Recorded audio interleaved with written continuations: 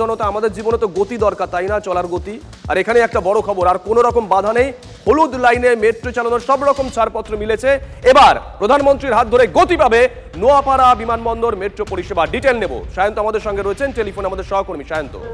দেখো, আগামী 22 আগস্ট প্রধানমন্ত্রী নরেন্দ্র মোদীর হাত ধরে কলকাতার 3টে প্রেস্টিজিয়াস প্রকল্পের উদ্বোধন হতে চলেছে। তার মধ্যে অন্যতম হচ্ছে নোয়াপাড়া থেকে কলকাতা বিমানবন্দর অর্থাৎ জয়বিন মেট্রো স্টেশন পর্যন্ত মেট্রো প্রকল্প, যা 7.4 কিলোমিটার, এবং এই 7.004 কিলোমিটার অংশের কমিশনার অফ রেলওয়ে সেফটির তরফে কিন্তু পরিদর্শন করা হলো। এবং যেটা মেট্রো সূত্রে খবর, যে ছাড়পত্র দেওয়া হয়েছে, যাবতীয় সিগন্যালিং ব্যবস্থা, নিরাপত্তা সবকিছুই পরিদর্শন করে খতিয়ে দেখেন তিনি। গতকাল এই পরিদর্শন হয়েছে এবং যেটা মেট্রো সূত্রের খবর, রাতেই ইতিমধ্যে ছাড়পত্র এসে গিয়েছে। অর্থাৎ নোয়াপাড়া থেকে কলকাতা বিমানবন্দর পর্যন্ত মেট্রো প্রকল্পের আর কোনো সমস্যা রইল না। বিমান যাত্রীরা সহজেই নোয়াপাড়া থেকে উঠে তারা বিমানবন্দর পৌঁছতে পারবে, অথবা প্ল্যানেট থেকে নেবে নোয়াপাড়া গিয়ে নোয়াপাড়া থেকে বিমানবন্দর পর্যন্ত ও বিমানবন্দরে গিয়ে তাদের বিমান ধরতে পারবে। অর্থাৎ সব মিলিয়ে পরিষেবা কিন্তু অত্যন্ত উন্নত মানের দেওয়া হবে বলে মেট্রো তরফে জানানো হয়েছে।